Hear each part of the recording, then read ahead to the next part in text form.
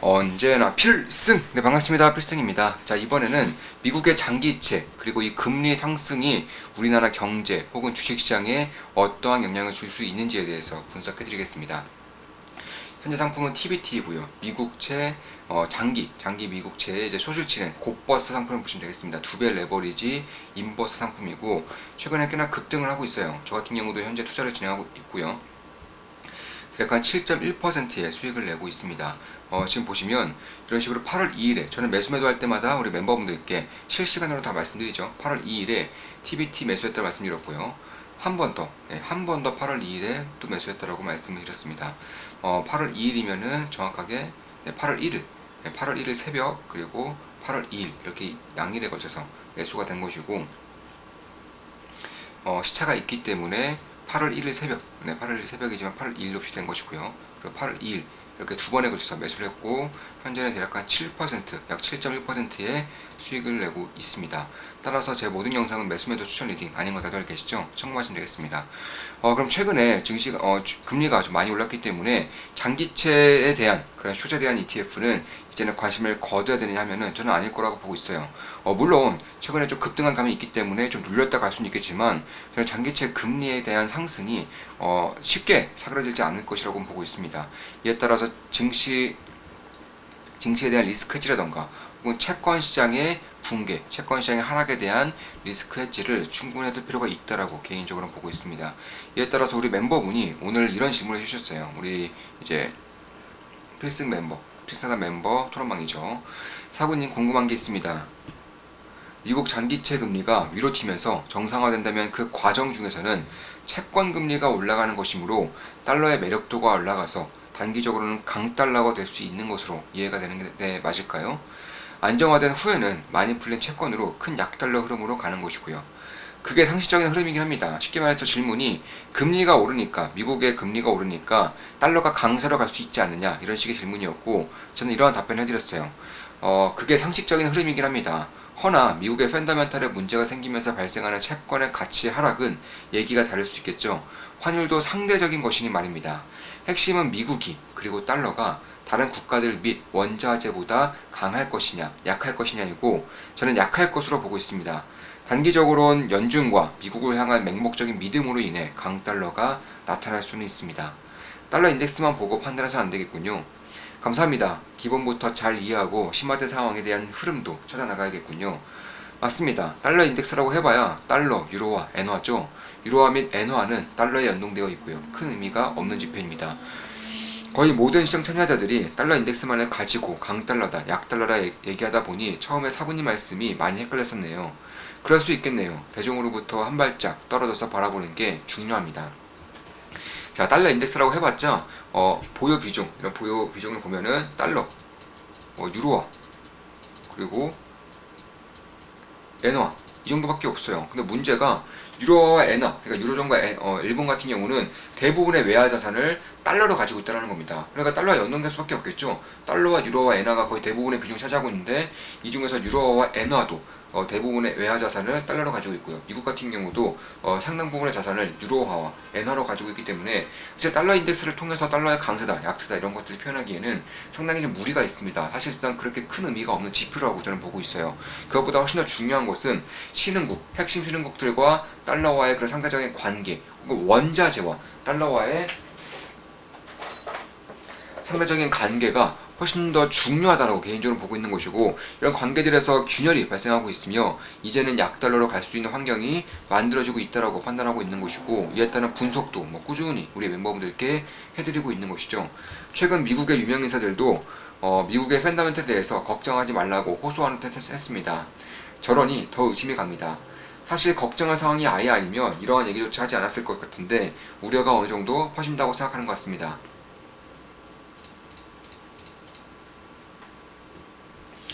자, 이게 시장이 대중을 향한 가스라이팅일지 촉각을 세우게 되네요. 요즘 증시, 개인들의 분위기는 사뭇 달라서요. 그렇죠. 국채 계속 산다고는 했지만 언제 팔지는 말하지 않았죠. 저희는 위험을 인지하고 출구 전략을 세워놓고 상황에 따라 대응하면 되겠지만 말입니다. 사부님께서 항상 하시듯 점점점. 강등 그 자체는 그저 그런 이슈로 봅니다. 그래서 분석 안 해드린 거고요. 신용등급 강등은 무언가의 결과일 뿐 핵심이 아니죠. 시장금리, 그러니까 시장 혹은 장기금리의 흐름을 봐야 하는데 버핏은 단기채를 매수하는군요. 예, 실제로 장기금리가 뛰면서 이런 사태가 발생한 것인데 워런 버핏은 국채를 매수했다고 하지만 장기채를 매수하지 않았어요. 단기채를 매수했습니다. 정부가 금리 인하를 할 것이라고 베팅한다. 경기를 낙관적으로 보지 않는다라고 생각해도 될까요? 그렇다기보다는 버핏의 상징적인 인물입니다. 미국 자본주의의 수호자 같은 역할을 하죠. 채권시장 붕괴를 막기는 해야겠고 그렇다고 장기채를 내 돈을 쏟아부어서 막기에는 후달리니까 6개월 이하 단기채를 사는 거죠. 미국채를 사는 거 보임으로써 미국 자본주의에 도움을 주고 은근슬쩍 장기채는 피해서 리스크도 지지 않는 것으로 보입니다. 때마침 땡땡님이 토론방에서 오늘 띄었네요. 대화 나누면 자연스레 정리가 될 겁니다. 저도 일부러 저런다고 생각을 했는데 참으로 포지셔닝을 잘하네요. 괜히 오마와의 현인이 아닌 것 같습니다. 연준이 작년 하반기부터 금리 올릴 거라면서 육박만 지르면서 행동은 하지 않았죠. 기대 인플레를 잡아놓은 것과 마찬가지입니다. 실제로 연준은 작년 하반기부터 금리를 그다지 올리지 않았음에도 장기금리를 올릴 수 있다, 시장금리를 올릴 수 있다, 혹은 정책금리를 올릴 수 있다라고 윽박만 지르면서 기대 인플레이션을 잡아놨습니다. 그러니까 장기금리의 상승세를 잡아놓은 거죠. 이런 것처럼 워런 버핏도 실상 장기채를 매수하지 않았지만 장기채로 인해서 발생한 문제를 해결하는 데 근본적인 원인책, 근본적인 행위를 하지 않았지만 살짝 비껴서 단기채를 매수함으로써 자신의 리스크를 지지 않으면서도 미국의 자본주의를 보호하기 위해 최선 행동을 했다. 이렇게 저는 개인적으로 평가하고 있습니다. 이런 것들을 잘못 받아들이면 사실상 많은 피해를 볼 수밖에 많은 피해를 볼 수도 있겠다. 개인적으로 이렇게 보고 있는 것이고요. 그리고 제가 이제 텔레그램방에서도 좀 이런 식으로 분석을 좀 해드렸어요. 자, 올해 1월달에 분석해드린 글입니다. 핵심은 인플레이션 그 자체입니다. 확연하게 꺾이지 않는 한 금리 인하는 없다고 봐도 무방합니다. 특히 한국은 가계대출의 임계점을 넘어섰기 때문에 금리 인하 등 부양정책에 더욱 조심스러울 수밖에 없습니다. 고금리 시대에 부합하는 기업들에 주목할 필요가 있습니다. 고금리, 고유가, 약달러에 주목하고 있습니다. 시대 흐름을 관통하는 세 가지 키워드라고 생각합니다. 2월 4일 글이고요. 유로존 생산자 물가지수가 예상치를 대폭 상회하였습니다. 이전 수치는 마이너스 0.9%였으며 예상치는 마이너스 0.4%였습니다. 현실은 하락은커녕 1.1% 상승입니다. 금리 인하 기대 이런 거 말고 인플레이션 그 자체에 주목할 필요가 있습니다. 네, 올해 2월에도 인플레이션 자체에 주목할 필요가 있다고 말씀드렸고 실제로 21일은 최근까지도 꾸준히 금리 인상을 하고 있죠. 금리는 물가를 후행하기에 인플레이션에 주목하면 금리의 흐름을 오판하는 경우를 상당히 줄일 수 있을 것입니다. 인플레이션 시대입니다. 고금리는 시장의 예상보다 오래 갈 것으로 봅니다. 고금리 시대에 부합하지 않는 무늬만 성장하는 산업들 및 기업들에 대한 바이 앤 홀드 전략은 위험하다고 생각합니다. 지난 10년에 비해 대출받아 투자하기가 꺼려지는 시대죠. 심리가 아무리 강해도 고평가 영역에 들어선 기업들에 대한 투자를 지양해야 할 때입니다. 고로 대응이 매우 중요한 시대로 접어들고 있습니다. 자, 2월 8일 글이고요. 미국 장단기 금리차 역전이 역대 최대치로 벌어지고 있습니다. 단기금리는 정책금리이고 장기금리는 시장금리입니다. 중앙은행에서 인상하는 금리가 단기금리이고 채권시장에서 리드하는 금리가 장기금리입니다. 상식적으로 내 돈 100만원 빌려주는데 1년에 이자를 1% 받는다면 10년을 빌려줄 경우 이자를 2, 3%는 받아야 정상이겠죠. 기간이 길어질수록 화폐 가치가 하락하고 리스크는 커지니 말입니다. 허나 현재 기준으로 미국 채권 1년물 금리는 4.9%로 전고점을 돌파했습니다. 그에 반해 30년물 금리는 3.69%이군요. 작년 인플레이션 쇼크 정상적이지 않은 것을 넘어서 기괴하기까지 합니다. 작년 인플레이션 쇼크로 너무나도 급격하게 금리를 인상한 탓에 단기금리는 급등했지만 시장이 받아들이지 못하면서 장기금리가 어느 순간 더 이상 상승하지 못하고 있는 것입니다. 장기금리가 버티지 못하고 단기금리 이상으로 큰 폭으로 상승해버릴 경우 목까지 차있는 부채로 인해 시스템 리스크로 번질 수 있기 때문이겠죠. 실제로 올해 3월에 미국에 뱅크런 사태가 일어났죠. 몇몇 은행들이 파산했습니다. 왜 파산했느냐? 장기채 금리가 오르면서 쉽게 말해서 장기채 가치가 폭락하면서 이들에 대한 자산을 잔뜩 들고 있던 은행들이 파산을 한 겁니다. 글쎄요, 지금 같은 상황이 장기간 이어질 경우 금융권에서 문제가 커지게 됩니다. 대부분의 금융권은 단기금리로 자금을 빌려 장기로 대여해줌으로써 그 차이를 이용하여 수익을 내는 집단이기 때문입니다. 자본주의의 심장과 같은 금융이 망하면 나라가 망합니다. 어찌되었든 시장은 정상화될 수밖에 없다는 것이고 단기금리가 큰 폭으로 하락하거나 장기금리가 큰 폭으로 상승하거나 아니면 둘 다 발생해야 합니다. 지금 같은 상황에서 금리를 인하할 수 있을지에 대해서는 회의적입니다. 그 이유에 대해서 지나치게만큼 말씀드리고 있죠. 따라서 장기금리가 버티지 못하고 상승하는 구조로 갈 가능성을 배제해서는 안 되는 시기입니다. 올해 2월에 말씀드렸고 최근 들어서 장기금리가 본격적인 상승을 보이고 있죠. 이런 것들을 보면서 저는 꾸준히 바라보고 있다가 이날 그리고 이날 이렇게 두 번에 걸쳐서 매수를 한 겁니다. 현재는 7% 정도의 수익을 내고 있고요. 이렇게 될 경우 작년처럼 금리 리스크가 재차 발생하면서 고밸류 기업들의 주가가 2차적으로 폭락할 수 있습니다. 지금은 굉장히 주의해야 되는 시점으로 보고 있어요. 어제 토론방에서 말씀드렸다시피 지금 당장 발생할 것이라고는 보지 않지만 투자를 넘어 우리 삶에 지대한 영향을 미칠 수 있는 이슈인 만큼 염두에 두고 볼 필요가 있습니다. 여전히 미국의 2년물 같은 경우는 4.92%, 미국의 10년물 금리는 4.18%, 여전히 0.8% 정도가 금리 역전이 되어 있는 것이고 사실상 1% 이상 장기금리가 앞서야 됨에도 불구하고 오히려 약 1%의 정도의 역전이 나타나고 있습니다. 실제로 심지어 미국 국채 단기물의 1개월물 같은 경우는 무려 금리가 무려 5.48%, 1년 금리는 무려 5.4%예요. 10년물 금리가 4.1%이기 때문에 10년물과 1년물에 대한 금리 차이가 1.3%가량, 대략 한 1.22%가량 벌어져 있는 상태입니다. 여전히 말도 안 되는 그런 금리 차이를 보이고 있는 것이고 장기금리가 최근에 급등했음에도 불구하고 단기금리를 따라잡기까지는 여전히 많은 시간이 필요할 것으로 예상이 되고 있는 거죠. 기대 인플레이션에 재차 고개를 들면서 금리가 다시금 꿈틀거리고 있습니다. 독일의 단기금리는 이것도 2월 11일에 분석해드린 글이죠. 어느새 2008년 이후 최고치를 찍었으며 미국 단기금리는 전고점을 돌파하였습니다. 장단기 금리가 역전된 것도 모자라 1970년대 말, 1980년대 초 이후로 가장 큰 차이를 보이고 있습니다. 단기금리가 크게 하락하거나 장기금리가 크게 상승하거나 혹은 둘 다 발생해야 하는 상황입니다. 안 그러면 금융권에 문제가 발생하면서 시스템 리스크가 터질 수 있습니다. 금융위기죠.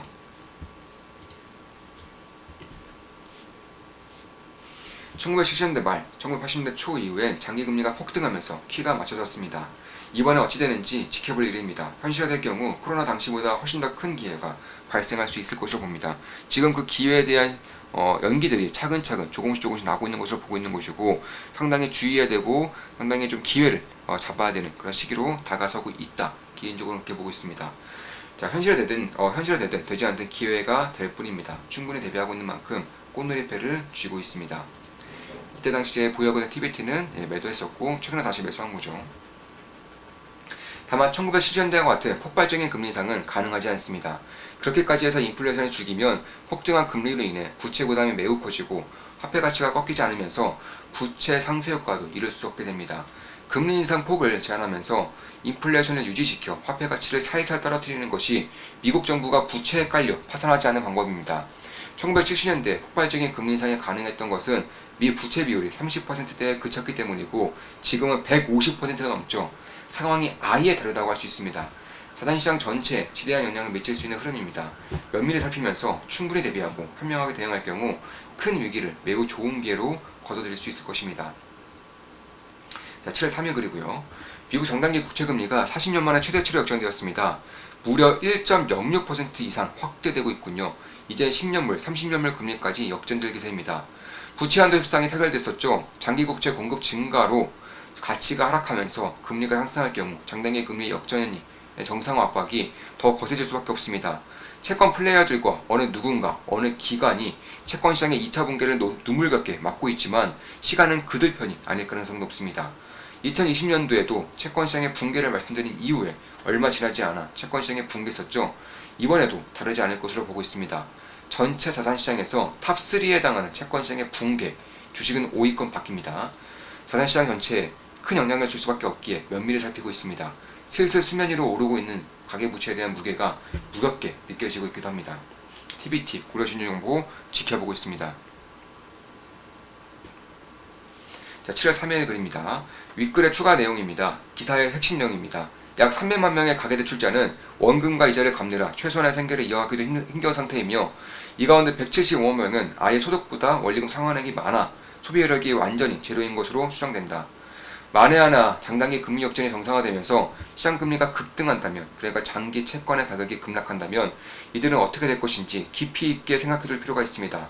장단기 금리의 역전은 단 한 번의 예외 없이 정상화되었으며 물가 상승을 동반한 장단기 금리 역전은 언제나 장기 금리의 급등을 통해 정상화되었습니다. 이번에도 다르지 않다면 충분히 대비하고 현명하게 대응하는 투자자들에겐 천금 같은 기회가 아닐 수 없을 것입니다. TBT 고려 신용정보 매일같이 지켜보고 있습니다.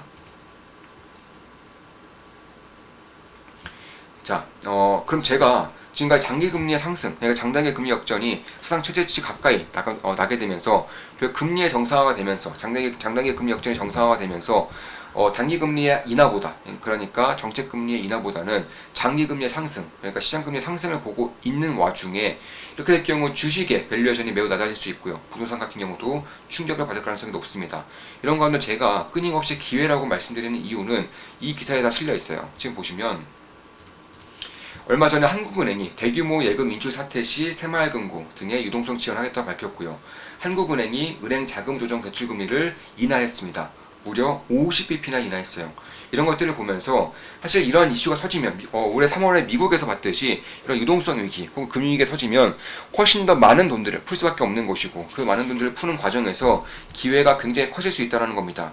증시가 자산시장이 폭락한 가운데 유동성이 훨씬 더 많이 풀리면서 정고점을 돌파하게 되는 자산시장이 정고점을 돌파해버리는 그런 상황들이 만들어질 수 있다는 거예요. 따라서 자산시장이 이 기회로 폭락하게 된다면 어마어마한 기회가 발생할 것으로 보고 있는 것이고요. 토론방에서 멤버분들이 적어주신 의견 전부 일리가 있습니다. 사실 제가 생각하는 정답이라고 해도 과언이 아닙니다. 제가 이런 말씀을 드렸었어요. 7월 27일에 대한민국 투자자로서 올해 단연코 가장 중요한 이슈 중 하나로 보고 있습니다. 기회의 장이 또 펼쳐질 듯 합니다. 누누이 말씀드리고 있죠. 미중 패권 전쟁에 엮인 국가들은 이 전쟁이 끝나기 전까지 몸집 불리기를 멈추지 않을 것이며 혹은 멈추지 못할 것입니다. 이렇게 말씀드렸었고 그에 대한 답으로 사실 제가 생각하는 정답이라고 해도 과언이 아닙니다. 이 당시에 이제 우리 멤버분들이 자신의 각자의 의견을 냈었고 하나하나가 굉장히 주옥 같았어요. 굉장히 좋은 의견들을 냈었습니다. 복잡해 보이는 이슈일수록 사실 그 본질은 간단한 경우가 많습니다. 핵심에만 주목하는 이유도 수만 가지 들려오는 이슈들을 최대한 단순화하여 해석해야만 오류를 최소화할 수 있기 때문인 것도 있습니다. 조금 더 첨언하자면 한마디로 돈 풀겠다는 것입니다. 은행들의 자금 조달 금리를 인하해주겠다는 것은 대출 기간에 한정하여 금리를 인하해주겠다는 것과 별반 다르지 않습니다. 돈 많이 뿌리라는 의미죠. 대출을 풀라는 의미입니다. 심지어 담보 범위까지 엄청나게 늘려주니 돈 필요하면 말해라. 언제든지 빌려주겠다라는 의미가 내포되어 있는 거죠. 복잡하게 생각할 거 없습니다. 대출, 유동성이 늘어날 것이라는 게 핵심입니다.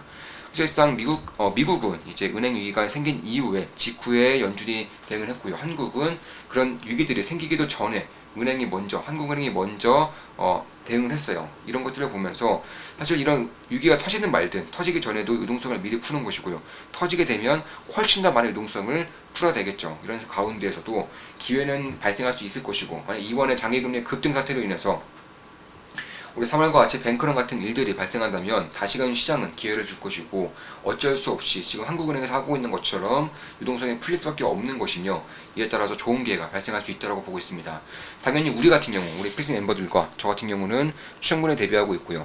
현재는 TBT 이런 상품들에 투자를 진행하면서 괜찮은 수익을 내고 있는 것도 맞지만 여기서 만약에 패닉이 발생한다면 정말 쇼크가 발생한다면 상상 이상의 기회가 올 것이라고 생각을 하고 있습니다. 우리 멤버분들께는 거의 매일같이 분석해드리는 내용들이기도 합니다. 자, 이것으로 방송 마치겠습니다. 지금까지 필승이었습니다. 필승 구독, 알림 설정, 좋아요는 돈이 됩니다. 필승!